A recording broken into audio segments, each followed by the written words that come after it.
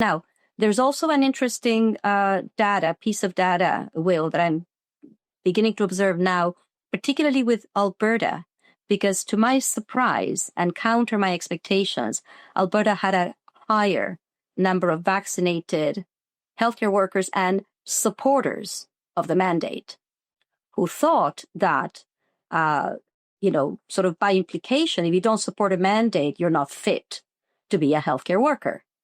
These are healthcare workers.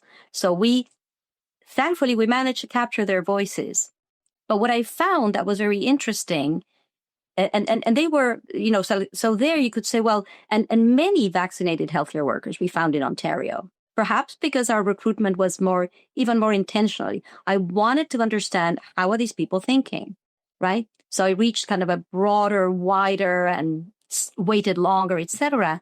But as you could see when you look at the charts of these vaccinated status of the workers in Alberta, it's only unders. So many of those who count themselves sort of vaccinated, either partially, which if you remember in the prehistory of this thing, it was only one shot. Then you were fully with 2 shots, but then that wasn't enough. And then when they lost count of the number of shots, then it was up to date. And up to date meant however many shots they were recommending at the time. So we have a lot of people in that category that at some point, what I suspect is they said, well, enough is enough. Or I did it through here to keep my job, but I'm not doing it anymore. And only a fraction of these workers, vaccinated in some amount, continued to this day, as far as we know. So the last, not the last, but one of the stages in this mega project that started as an afterthought will be to do in-depth interviews of workers of all vaccination statuses that we can possibly recruit. Right. From within the surveys, because a lot of people in the surveys also agreed to be interviewed by me and my team. Just as a sample, because as I said, we've surveyed 3 provinces, and I would love to survey every single Canadian province, but, lack of resources, time. And the point is not to know about every single province, but to provide like a model. If people are interested in investigating this, they can go and apply this model. I'm happy to share all these survey instruments, et cetera, et cetera.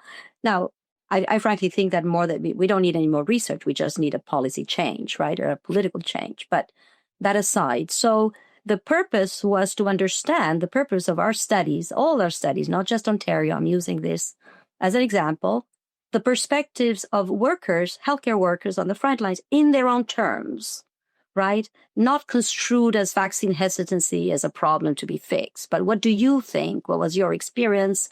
And we gathered firsthand accounts, right? So we conducted this particular survey, first one a year ago, February, March, a little over a year ago, close to 500 we were able to recruit. And I was overwhelmed by that response, which helped me keep on going, snowball sampling, lots of limitations. But of course, that's the limitation of, most research in this field.